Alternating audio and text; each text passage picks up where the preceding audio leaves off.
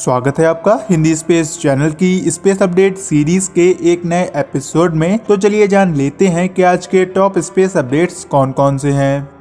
आज की पहली अपडेट स्पेस एक्स के 2021 के पहले फॉल्कन 9 रॉकेट के लॉन्च को लेकर है। कल यानी 7 जनवरी को स्पेस एक्स की तरफ से 2021 के अपने पहले फॉल्कन 9 रॉकेट को लॉन्च किया गया है। इसकी मदद से तुर्की की टर्कसैट 5A सैटेलाइट को सक्सेसफुली अर्थ के जियोसिंक्रोनस ऑर्बिट में प्लेस करा गया। यह Falcon 9 rocket Cape Canaveral Space Force Station के स्पेस लॉन्च कॉम्प्लेक्स 40 से 9:15 PM EST पर लॉन्च करा गया। इसकी लाइव स्ट्रीम इसके लॉन्च से 1 घंटे पहले स्पेस एक्स की वेबसाइट और उनके यूट्यूब चैनल पर स्टार्ट करी गई थी। इस फॉल्कन 9 रॉकेट की मदद से टर्कसैट 5A सैटेलाइट को अर्थ के जियो स्टेशनरी ऑर्बिट में सक्सेसफुली प्लेस किया जा चुका है। यह जो फॉल्कन 9 रॉकेट का लॉन्च था वह 2020 के लास्ट मंथ में करे गए रॉकेट के बूस्टर का चौथा लॉन्च था, जो कि अपने लॉन्च के करीब 10 मिनट के बाद सक्सेसफुली अपने ग्राउंड स्टेशन पर लैंड हो चुका है। अब यह जो टर्कसैट 5A सैटेलाइट है तुर्की की एक कम्युनिकेशन सैटेलाइट है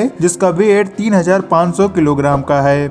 अपने लिफ्ट ऑफ के करीब 33 मिनट के बाद इस सैटेलाइट को इसके डिटरमाइंड ऑर्बिट में प्लेस कर दिया गया था। यह सैटेलाइट आने वाले 15 सालों तक तुर्की को high speed communication facility provide करती रहेगी, जो कि प्रेजेंट टाइम में तुर्की की आर्मी को आर्मेनिया के खिलाफ चल रहे युद्ध में काफी ज्यादा मदद करेंगी। बाकी शायद अगले महीने स्पेस एक्स के द्वारा तुर्की की टर्कसैट 5B सैटेलाइट को भी लॉन्च किया जाएगा। अपनी इतनी सारी सैटेलाइट्स को लॉन्च करके तुर्की यह दिखाना चाहता है कि वह प्रेजेंट टाइम में उन चुनिंदा देशों में से एक है जो कि अपनी सैटेलाइट को डेवलप करके उनको स्पेस में लॉन्च करवाने की कैपेबिलिटी रखती है। बाकी यह जो फॉल्कन 9 के बूस्टर की लैंडिंग थी वह अब तक स्पेस एक्स के द्वारा करवाई गई अपने रॉकेट बूस्टर का 71st सक्सेसफुल लैंडिंग थी।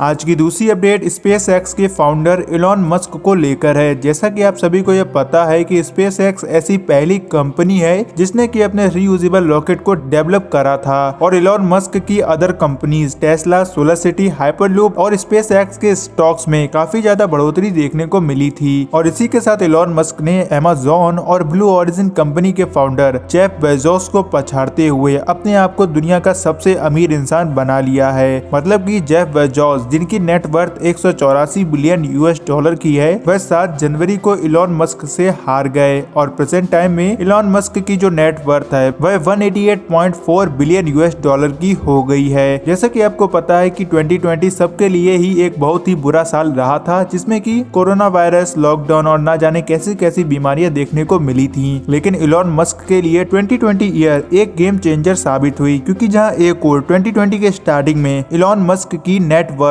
27 बिलियन US$ की थी, वहीं इलॉन मस्क की जो एसेट्स थी वह 2020 में 150 बिलियन US$ तक बढ़ के 188 बिलियन डॉलर के पार चली गई हैं। वैसे इलॉन मस्क के दुनिया के सबसे अमीर इंसान बनने के ऊपर जो डिटेल वीडियो है वह हमारे दूसरे चैनल ROI न्यूज पे देखने को मिल जाएगा।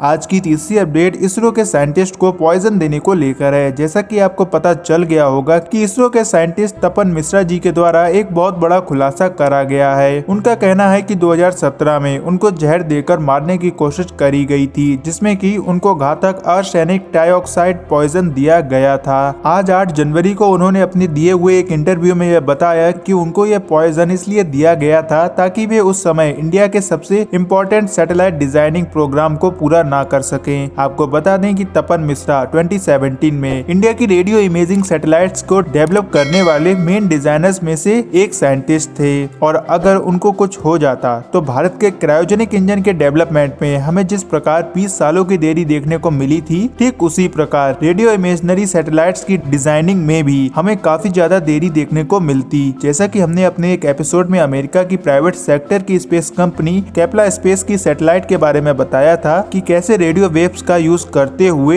यह रेडियो सैटेलाइट्स डिटेल्ड इमेजेस को कैप्चर करती हैं। ठीक वैसे ही इंडिया की रिसेट सीरीज की सैटेलाइट्स भी रेडियो फ्रीक्वेंसी का यूज करते हुए अर्थ के हर एक पार्ट की डिटेल्ड इमेजेस को कैप्चर कर सकती हैं, और इनके द्वारा करी जाने वाली इमेजनरी किसी भी तरह से क्लाउड्स या फिर स्मोक से नहीं रोका जा सकता है। और इनके जो पावरफुल रेडियो फ्रीक्वेंसी होती हैं वह क्लाउड्स के पार जाकर भी डिटेल्ड इमेजेस को कैप्चर कर सकती हैं। और इन रिसेट सीरीज की सैटेलाइट सैटेलाइट्स के लॉन्च से भारत के सशस्त्र बलों को काफी ज्यादा फायदा पहुंचा है और वे किसी भी एक्सट्रीम वेदर कंडीशन में इनेमी लोकेशंस की इमेजेस को आसानी से टीसैट सीरीज की सैटेलाइट्स की मदद से कैप्चर कर सकते हैं। वैसे अगर इसरो के इतने इंपॉर्टेंट मिशन में लगे साइंटिस्ट को मारने की कोशिश करी जा रही है तो शायद ये पॉइजन रशिया या फिर अमेरिका की ओर से ही दिया गया होगा, क्योंकि भारत को रेडियो सैटेलाइट्स की जो सेल है वह केवल यही दोनों कंट्रीज ही कर सकती हैं। वैसे तपन मिश्रा जी के खुलासे से यह तो साफ हो गया है कि पहले भी जितने भी इसरो साइंटिस्ट की संदिग्ध हालातों में मृत्यु हो गई थी